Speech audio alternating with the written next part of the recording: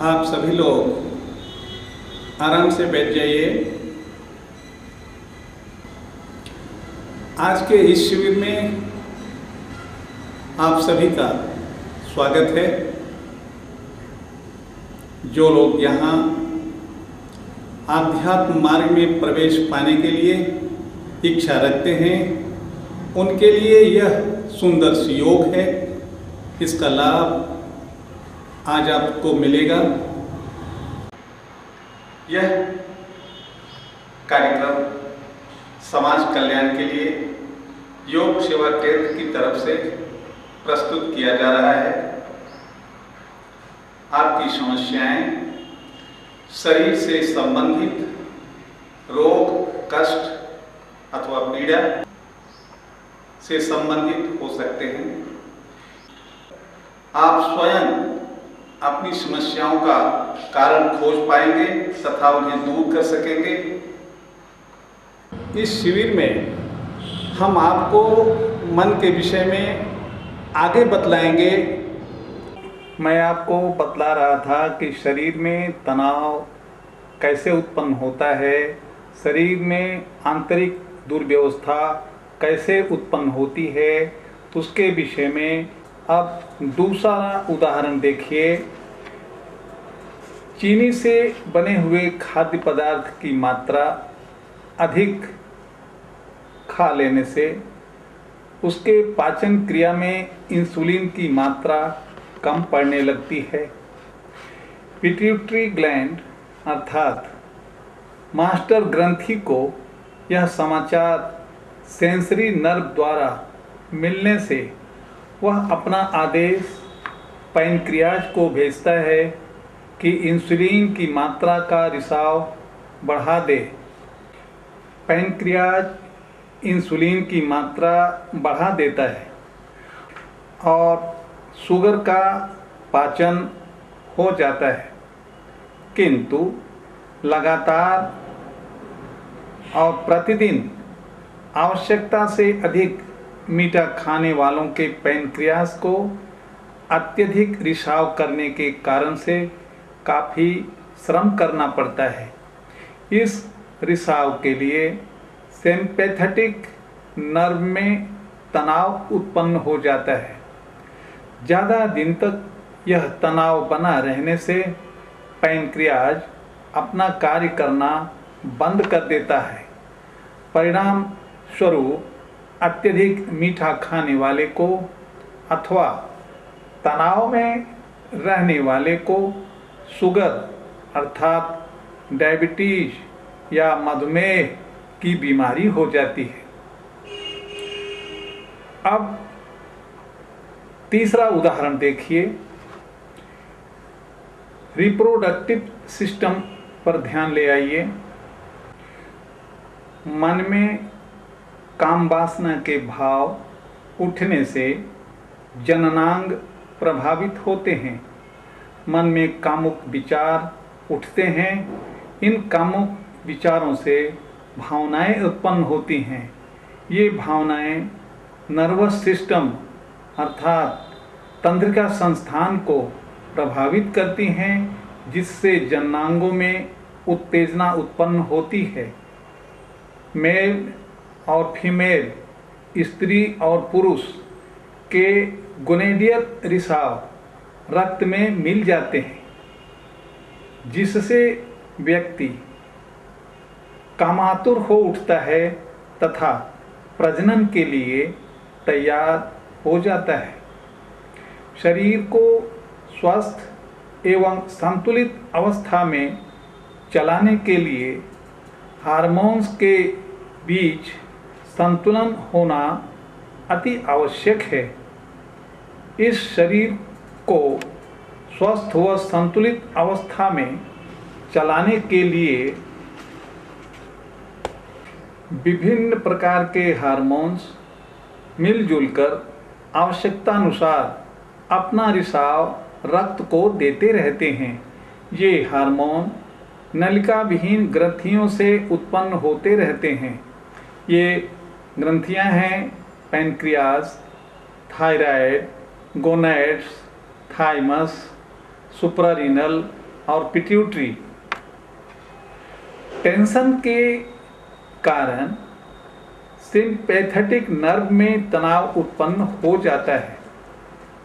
इस तनाव तथा खिंचाव के कारण से ये नलिका विहीन ग्रंथियां प्रभावित होती हैं तथा स्वस्थ एवं सामान्य अवस्था में कार्य नहीं कर पाती, जिसके कारण से इनके रिसाव में असंतुलन उत्पन्न हो जाता है। इनके रिसाव को हार्मोन कहते हैं। शरीर को युवा तथा बूढ़ा बनाने में, जननांगों को प्रजनन के योग्य बनाने में, पाचन क्रिया को स्वस्थ रूप से चलाने में, सही वक्त पर नींद लाने तथा निद्रा से उठाने में, क्रोध उत्पन्न करने तथा उसे शांत करने में, हंसाने तथा रुलाने में इन्हीं हार्मोन्स का पूरा हाथ रहता है।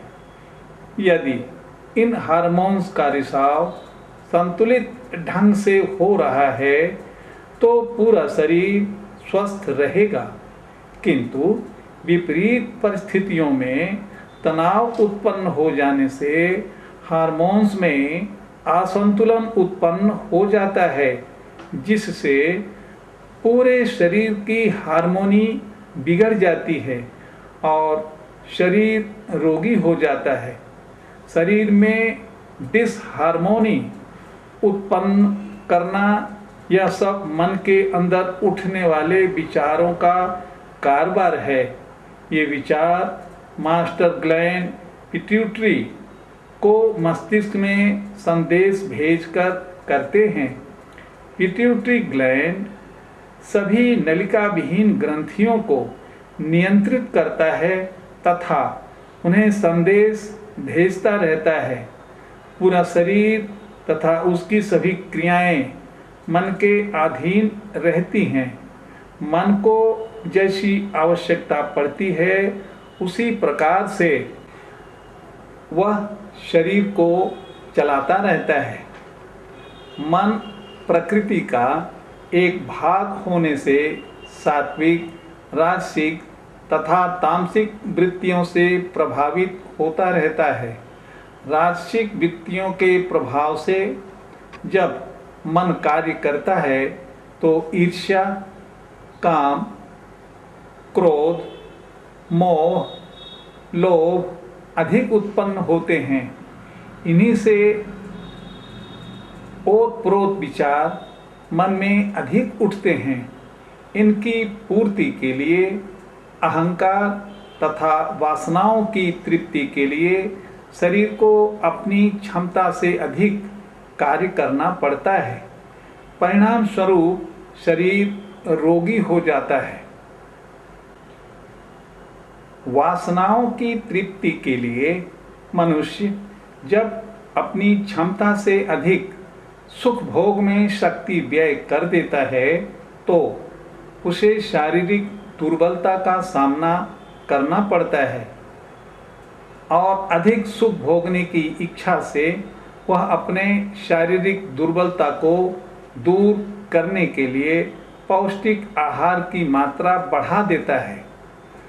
अधिक पौष्टिक भोजन करने से पाचन क्रिया असामान्य हो जाती है, पाचन शक्ति कमजोर पड़ जाती है और धीरे धीरे मनुष्य मंदाग्नि का शिकार हो जाता है।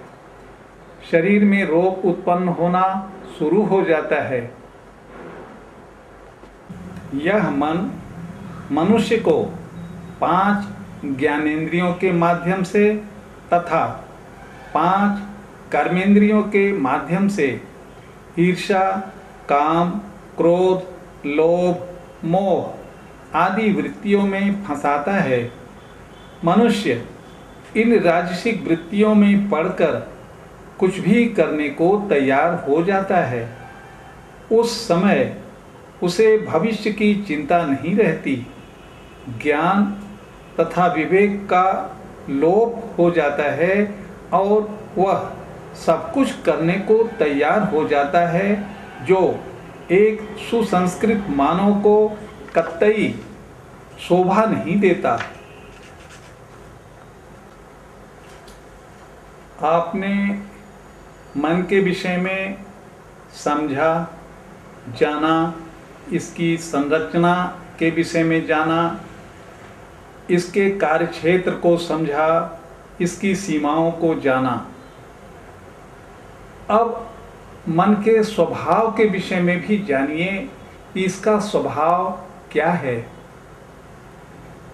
यह जानना आपके लिए बहुत आवश्यक है।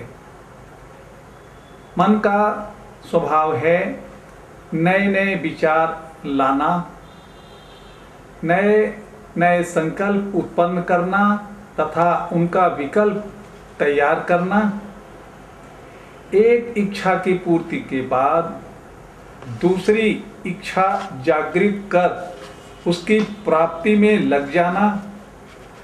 प्राप्य विषय वस्तु के प्रति अनिच्छा उत्पन्न करना, अप्राप्य विषय वस्तु के प्रति तीव्र आकर्षण उत्पन्न करना, भूत, वर्तमान तथा भविष्य तीनों कालों में भ्रमण करते रहना, चेतन, अवचेतन तथा अचेतन तीनों अवस्थाओं में कार्य संपादित करना, शरीर पर पूरा नियंत्रण रखना, पाप तथा पुण्य दोनों प्रकार के कर्मों में फंसाना, भाव बंधन में डालना तथा उससे मुक्ति दिलाना, जीवन तथा मृत्यु का कारण बनना, दुष्कर्मों में फंसाना तथा ईश्वर दर्शन कराना, दोनों ही काम इसी मन का है।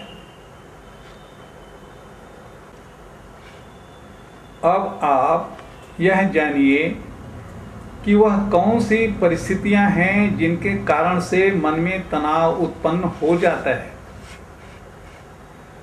मन के स्वभाव की जानकारी का न होना,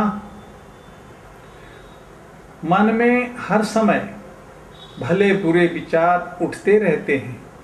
इन विचारों को मूर्त रूप देने के लिए, उन्हें साकार करने के लिए मनुष्य भरसक प्रयास करता रहता है। कुछ कार्य तो मनुष्य की इच्छा के अनुकूल हो जाता है, किंतु कुछ कार्य इच्छा के प्रतिकूल हो जाता है।